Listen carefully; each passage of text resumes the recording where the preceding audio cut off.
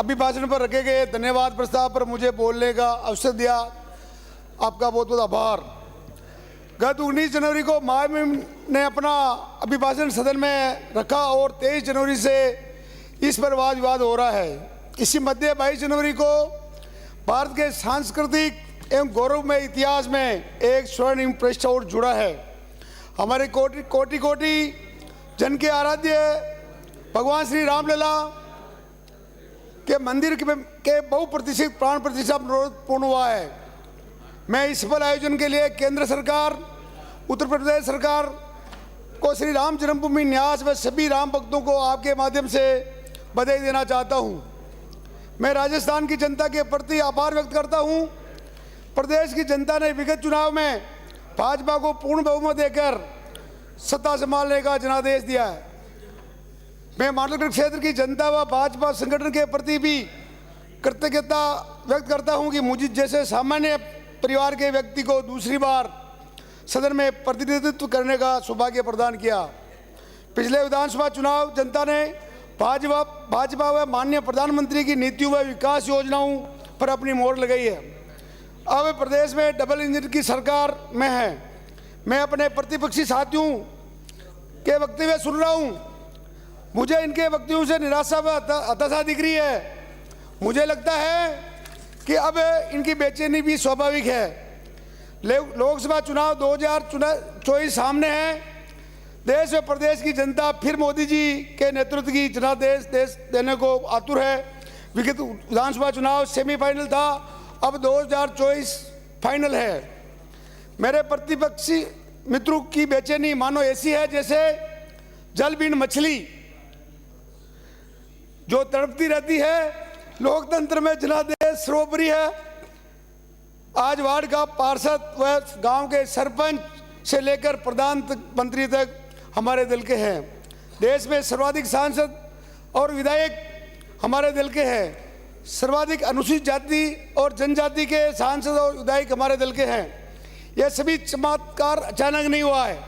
1952 में जनसंघ के 2 सांसद थे। राजस्थान विधानसभा में जनसंघ के 8 विधायक थे। वहां से हमारी यात्रा शुरू हुई है। 1984 के लोकसभा चुनाव में भाजपा के 2 सांसद, 2 सीटें मिली केवल। हमने जनादेश को स्वीकार किया। आप भी जनादेश को स्वीकार करना सीखो। हमारा संगठन व हमारे कार्यकर्ता निरंतर सक्रिय रहे और हमारा सौभाग्य है हमारी पार्टी और देश को माननीय मोदी जी जैसा नेतृत्व मिला। पिछले चुनाव परिणाम के बाद मेरे प्रतिपक्षी मित्रों के लिए एक शेर याद आ रहा है। जिंदगी ने हमें ऐसी जगह लाकर खड़ा कर दिया है, न तो हम जी पा रहे हैं न मर पा रहे हैं। 15वीं विधानसभा में मैं और मेरे साथी विधायक प्रतिपक्ष में बैठते थे। हमने हर मुद्दे पर, हर विषय पर सरकार को समय रहते चेताया था, जनाक्रोश के प्रति आगाह किया, लेकिन सरकार में बैठे अपने अंतर्विरोधों में, आपसी खींचतान में उलझी रही है सरकार। राज्य सरकार की पहचान पहले वाली सरकार की बाड़ेबंदी वाली सरकार के रूप में रही है। सरकार रिसोर्टों में जाकर बस गई। पेपर लीक, महिला अत्याचार, कानून व्यवस्था सहित कई मोर्चों पर पिछली सरकार सफल रही है। ऋण माफी के लिए 10 दिन की गिनती गिनकर सत्ता पाने वाले वादे और नारे खोखले साबित हुए। प्रदेश में 19,000 किसानों की ऋण पेटे जमीन कुर्क हो गई है। मैं महामहिम राज्यपाल महोदय के अभिभाषण में प्रस्तुत धन्यवाद प्रस्ताव का समर्थन करते हुए मैं महामहिम महोदय के प्रति आभार व्यक्त कर रहा हूं। अभिभाषण में वस्तुस्थिति का चरणबद्ध वर्णन है। विगत विधानसभा चुनाव में राजस्थान की जनता ने माननीय प्रधानमंत्री जी में विश्वास व्यक्त किया है और मैं उन जनभावनाओं को इन पंक्तियों के माध्यम से व्यक्त करना चाहता हूं। उबलते हुए खून की रवानी है मोदी, इन देश के युवा जवानी है मोदी, अब तक सोए हुए हिंदुस्तान को जगाने की कहानी है मोदी। केंद्र सरकार ने अपनी विभिन्न विकास योजनाओं से आम जनता के बेहतर जीवन जीने की बुनियादी सुविधाओं में जोड़ने का प्रयास किया है। ये जनादेश उसी की परिणति है। हर घर को नल जैसे भागीरथी योजना माननीय प्रधानमंत्री जी लेकर आए। जल जीवन मिशन का पिछली सरकार ने क्या हर्ष किया वो आपके सामने है। प्रदेश इस योजना में 33वें स्थान पर चली गई है। यह योजना के घोटाले खुल रहे हैं, जांचें हो रही है, सब हम आपके और हमारे सामने हैं। आए दिन अखबार में फ्रंट पेज पे ये आता है जो आपके सामने है। जिन्होंने पेयजल में भ्रष्टाचार किया है, जनता उसको कैसे माफ करेगी। पिछले 5 साल में मुख्यमंत्री जी ERCP का राग जपते रहे और लास्ट में तो उन्होंने घोषणा की कि हम राजस्थान सरकार के लेवल पर ERCP लागू करेंगे, परंतु कुछ भी नहीं किया। 4 साल तक होटलों में आराम से घूमते रहे, एक दूसरे की कुर्सी को खींचते रहे और लास्ट में 4 साल बाद याद आया कि चुनाव होने में है, फिर रेवड़ी बांटने का काम चालू किया, वो आपके सामने है। पिछली सरकार में DMT फंड का को भी ठीक से व्यय नहीं किया, इसमें भेदभाव हुआ।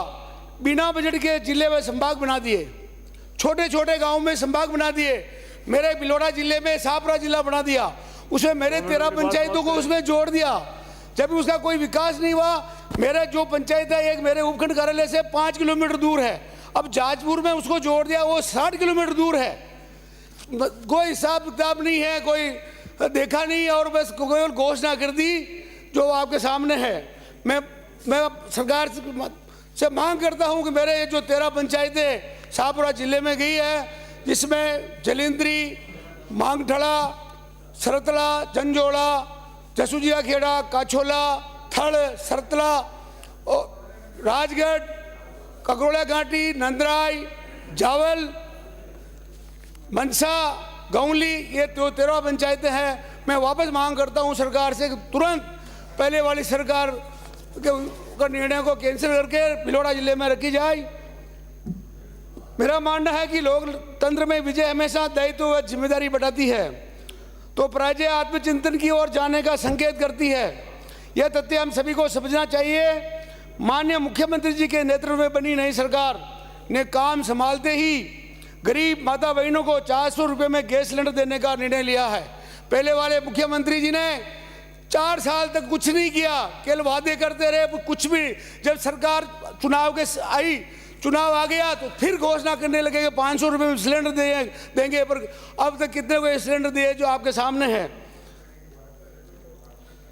10,000 अपराधियों के विरुद्ध लंबित कानून सम्मान कार्रवाई को आगे मुख्यमंत्री जी ने बढ़ाया है। विगत सरकार ने केंद्र की आयुष्मान योजना को चिरंजीवी के नाम से लागू किया। प्रदेश से बाहर काम करने के लिए जाने वाले वह सीमावर्ती जिलों के निवासियों को पड़ोसी प्रदेश में चिकित्सा सुविधा नहीं पाती थी। अब आयुष्मान योजना का लाभ पूरे देश में आप कहीं इलाज कराओ, वहाँ हर जगह इलाज होगा।